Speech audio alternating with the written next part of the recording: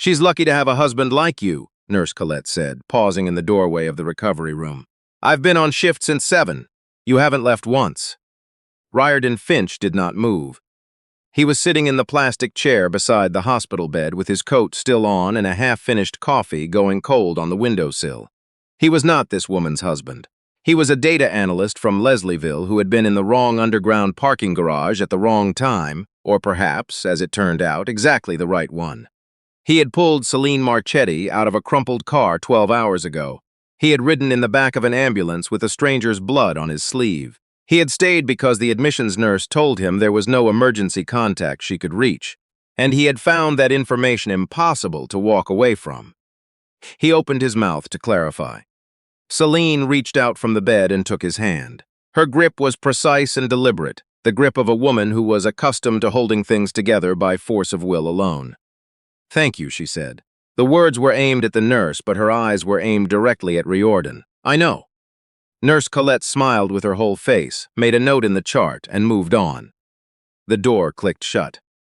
Riordan looked at the hand holding his. Then he looked at the woman attached to it.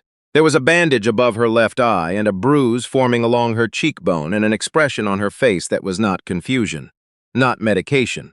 It was calculation, quiet and fast, and he recognized it because he spent his professional life reading data patterns, and this woman was running one right now. "You weren't confused," he said. "No." "You had a reason." "Yes."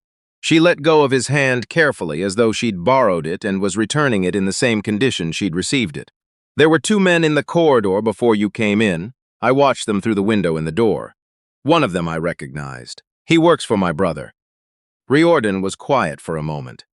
"Half-brother," she corrected herself. Something flickered behind her eyes that had nothing to do with the concussion. Rafferty. If you're new to this channel, this is the kind of story we tell. Ordinary people in impossible moments, and what they choose to do anyway. Stay with us. This one is only just beginning. Riordan Finch had spent 14 years developing a particular kind of patience. Not the peaceful kind, the kind that accumulates because there is no alternative to it. He'd learned it in graduate school, refining statistical models at 2 in the morning. He'd sharpened it during the years he'd worked as a regulatory consultant, reading pharmaceutical trial submissions line by line, looking for the numbers that didn't sit right against the numbers beside them.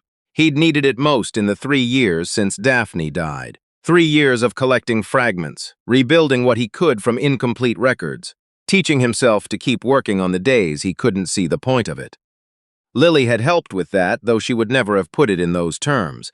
She was 9 and not given to putting things that way. She simply showed up.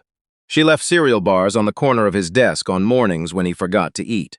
She sat cross-legged on the floor of his home office sometimes, drawing in her sketchbook without talking, staying close the way children stayed close when they understood something was wrong, but didn't have words for how to fix it. She'd been 4 when Daphne got sick, 6 when Daphne died. The trial had been a Phase 2 study for a compound called Ventacor, a neurological treatment for early-onset cognitive decline. Riordan had reviewed the publicly available summary data himself, not the full regulatory submission, just the accessible summary, and it had looked clean. He had told Daphne it looked clean. He had believed in some quiet corner of himself that because he was the person who evaluated these things professionally, his reassurance carried real weight. The first adverse events began 7 weeks in. The research team attributed them to pre-existing conditions. By week 9, Daphne had lost peripheral vision in her left eye and was experiencing seizures that the trial coordinators described in their records as transient neurological events.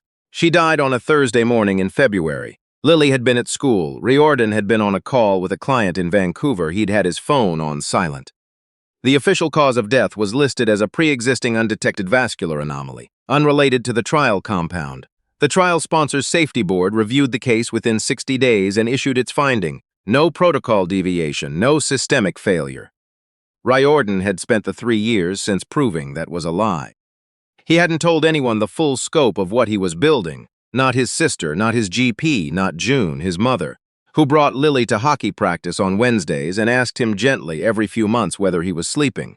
What he had built was a reconstruction, A dataset assembled from adverse event reports, cross-referenced against publicly filed trial modifications, anomaly flagged against Health Canada's own baseline distributions using an algorithm he'd written himself in the evenings after Lily went to bed. The algorithm found the places where numbers had been smoothed, where rough edges had been sanded into something that looked clean, that passed automated flags, that would satisfy a reviewer who didn't know what clean actually looked like underneath the surface. Riordan knew what it looked like. He'd been reading datasets for 20 years. He had not yet found the right moment to do anything with what he'd found. The right moment, as it turned out, found him. He'd been in the underground parking at 130 King West on a Tuesday evening in early March, walking back to his car after dropping off a revised data review to an insurance firm on the 22nd floor. The parkade smelled of concrete and exhaust and the particular cold that accumulated in enclosed spaces all winter. He heard the impact before he fully saw it. A dark SUV moving fast through the lower level, a silver sedan forced sideways into a support pillar.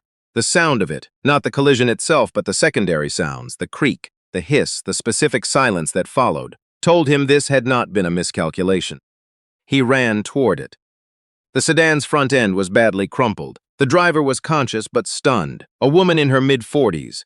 Dark coat, a cut along her cheekbone from where her head had connected with the side window. She was trying to open the door and her hands weren't cooperating. He got it open from the outside. She looked at him. Her focus was imperfect, but her intention was not. She reached into the laptop bag in the passenger seat, pulled out a small rectangular drive, and pressed it into his hand with a grip so deliberate he understood it had nothing to do with her condition. "Don't let Rafferty get this," she said. Her voice was level and precise, whatever happens. Then she stopped being able to hold her head up, and he caught her before she could hit the door frame. He followed the ambulance to St. Michael's because she had no one else. The agreement between them was reached at 3 in the morning, in the low amber light of room 14, with the corridor outside quiet enough that they could hear the elevator down the hall.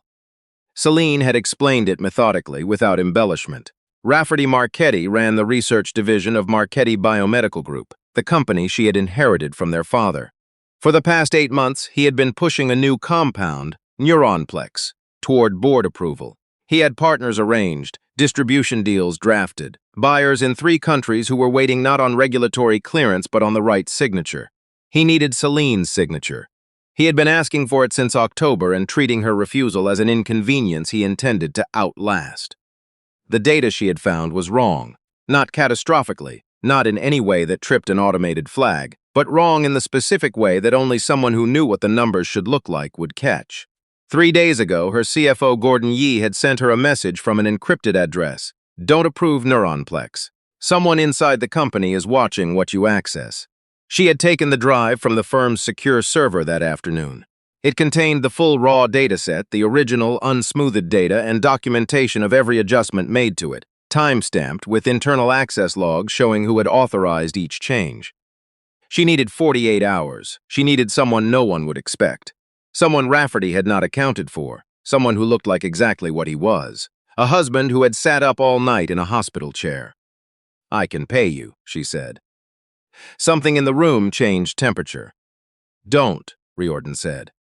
She looked at him. Something in her expression shifted, not embarrassment, closer to recognition.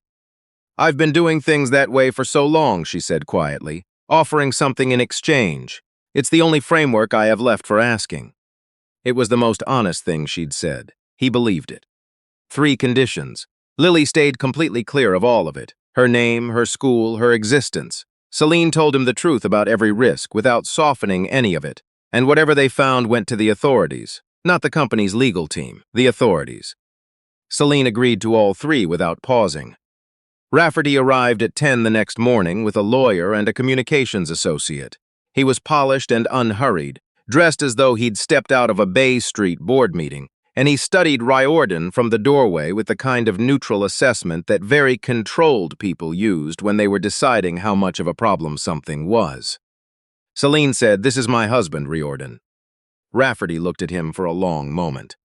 Riordan looked back. He understood in that moment that he had stepped across a line he could not uncross. He was now the person standing directly beside Celine Marchetti, which meant he was standing directly between Rafferty and whatever Rafferty needed from her.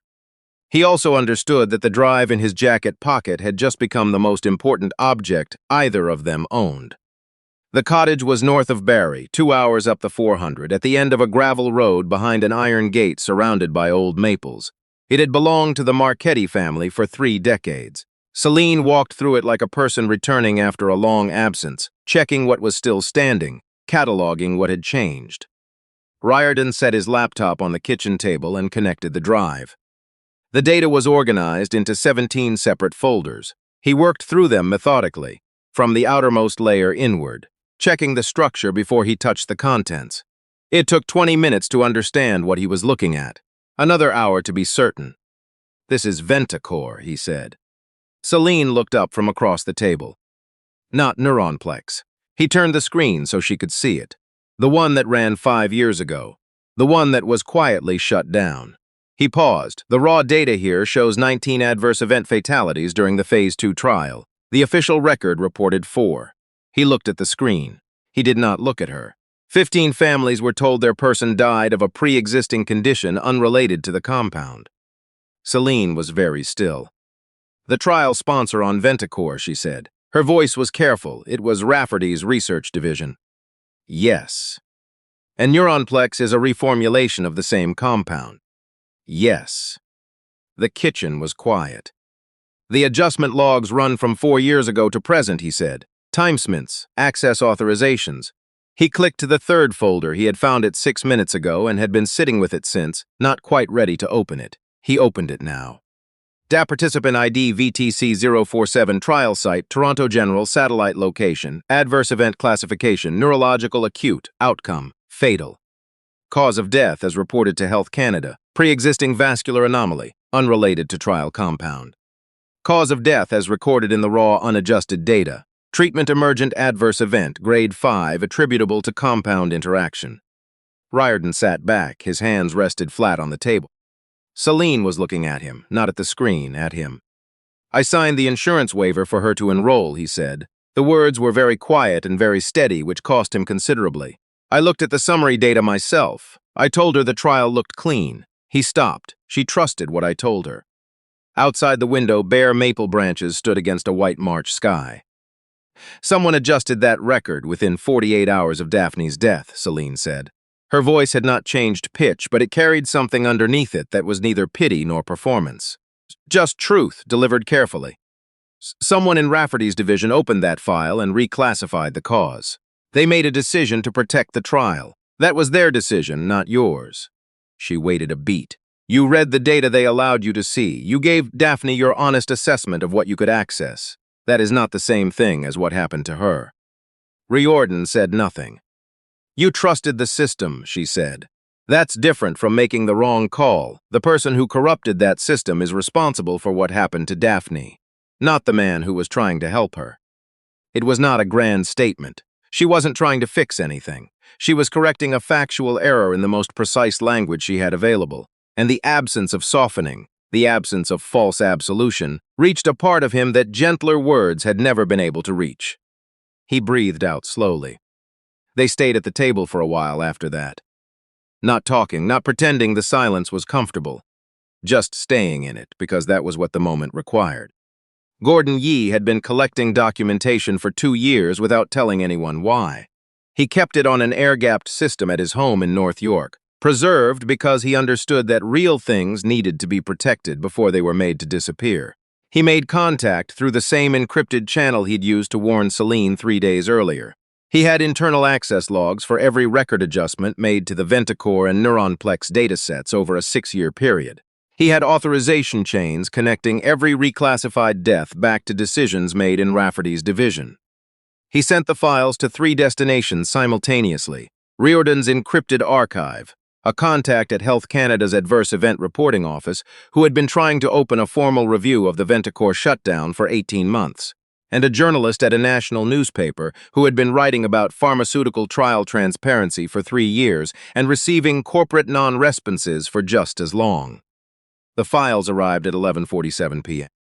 At midnight, Rafferty's legal team filed an emergency injunction application through a Toronto court, seeking to compel Celine to attend a board review of her fitness to serve as CEO.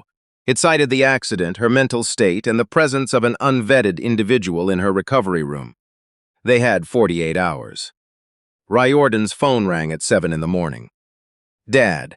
Lily's voice was the steadiest sound he had heard in 2 days. She wasn't calling about anything wrong. She was calling the way she sometimes called in the morning for no particular reason except that she needed to know he was on the other end. Are you coming home tonight? June made that barley soup. He stepped away from the kitchen. The maple trees outside stood bare and still. I'll be late, he told her. Eat without me, I love you. I know, she said, and hung up. He called his mother immediately after. He gave June an address in Collingwood, a colleague's place, empty for the season, and told her to take Lily there tonight and to leave her phone at home. June asked him one question. Are you all right? He said yes, she said. Okay. She would have Lily out of the house within the hour. He went back to find Celine. She was already at the table with her coat on and her bag across her shoulder. Before he could speak, she looked at him and said, I need to go to the board meeting. It's not safe. I know. She didn't flinch from it, but if I don't appear, the injunction passes by default. Rafferty gets interim authority. Neuronplex goes to final approval without my vote. She looked at him steadily. 19 families. Whatever this is between us, and I'm not going to pretend it's nothing, because it isn't. 19 families matter more than my personal risk. Riordan picked up his jacket from the hook by the door. His hand caught on something in the inside pocket. A sheet of paper folded in quarters, small and precise with the kind of care that took effort. He opened it. Lily had drawn it on the back of a school permission slip. 3 figures standing in front of a house, a tall one on the left, a smaller one in the middle, a tall one on the right with long hair sketched in careful loops. She had drawn it yesterday morning, sitting on the floor of his office, angling the paper so he couldn't see. She had tucked it into his jacket pocket without saying a word. He stood in the hallway of a borrowed cottage in March and looked at it for a long time. He did not ask himself who the third figure was. He folded it back along its original crease and placed it in his shirt pocket, closer. Let's go, he said. The boardroom was on the 34th floor of the Marchetti Biomedical Building on University Avenue.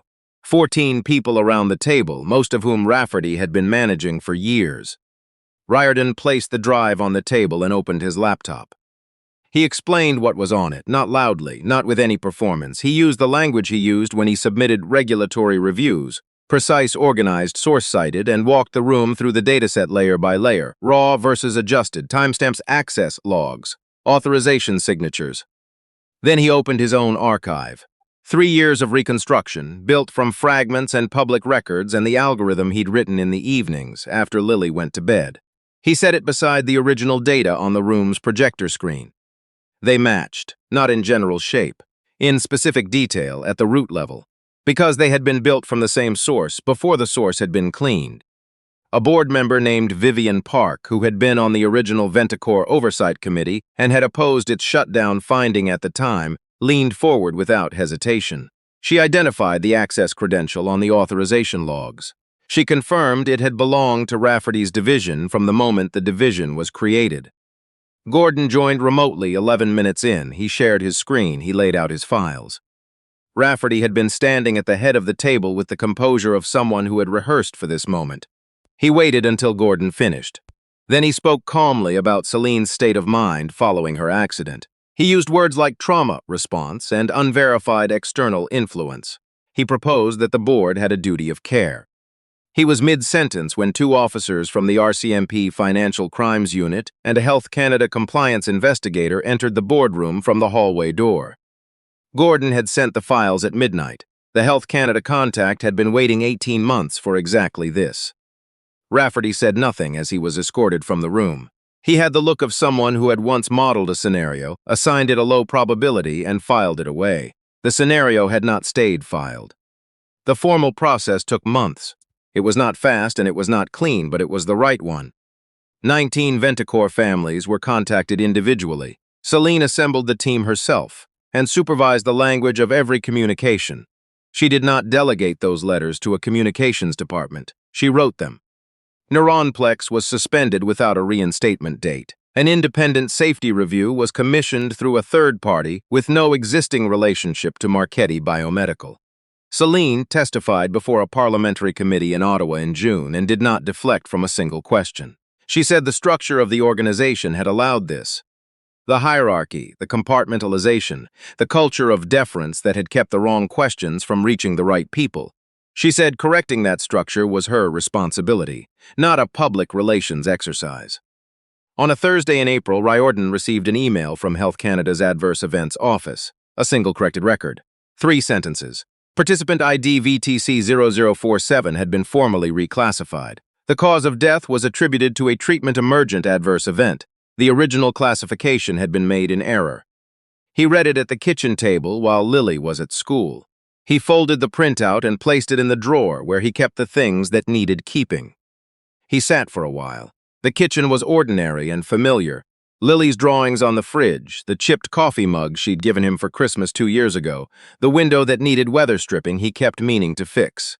He sat with knowledge that this was not an ending. It was a correction. Daphne had been gone for 3 years, and the correction did not change that. But something in his chest that had been locked against itself for 3 years had opened a few degrees, and he recognized that as its own kind of significant. He had gone back to work. He had dropped Lily at school that morning and listened to her talk the entire drive about a documentary she'd watched on deep ocean bioluminescence. He drove home, opened his laptop, started reviewing a submission for a client in Halifax. Celine's car pulled up outside at 11 in the morning. She came alone. She walked across the front porch and knocked twice and stood there without any of the armor she'd worn in the boardroom. Just herself in a coat she'd owned for years and boots that needed resoling. He opened the door. She set a folder on the counter beside his coffee maker without asking. Inside was the corrected record and a handwritten letter on plain paper, 3 pages in her actual handwriting. "I'm not here to ask you for anything," she said.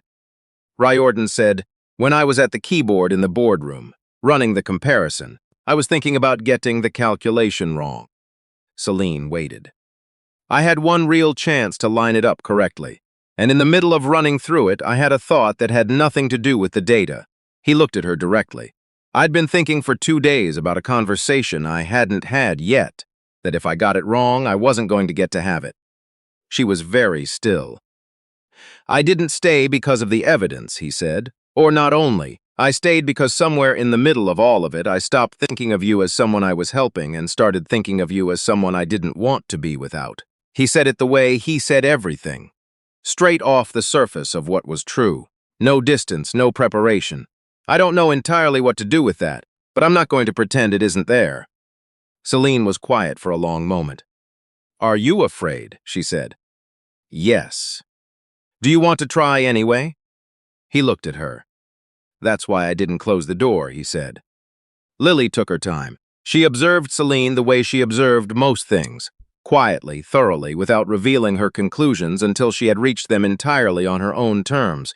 She watched for 3 weeks before she brought out the photograph from the shelf in the hallway.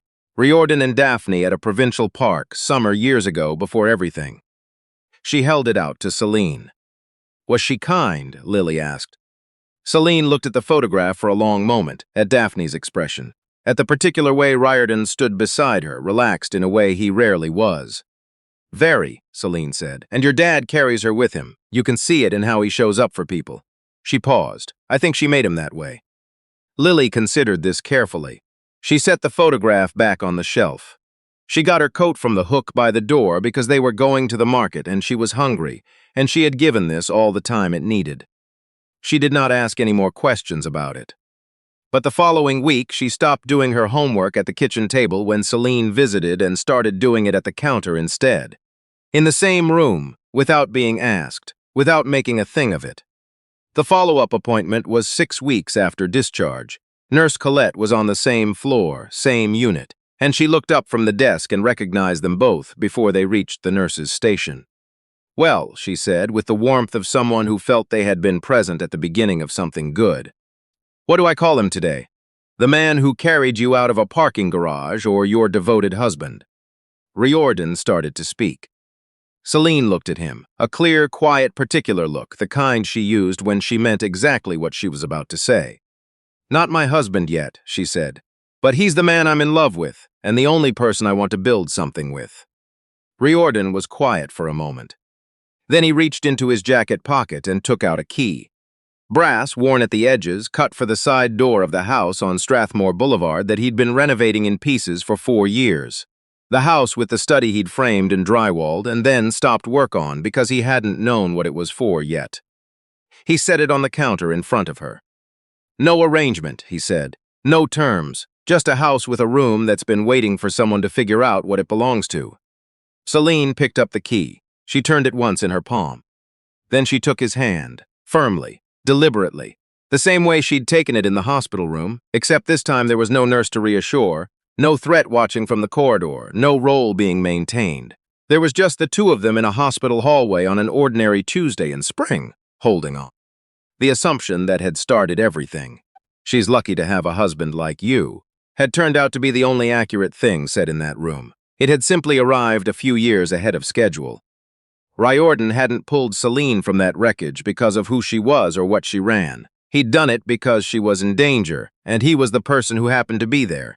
And in doing that one unremarkable thing, he had found what he hadn't known he was still capable of finding. That's what we hold on to at Echoes of Memory. Not the extraordinary circumstances, those are just the container.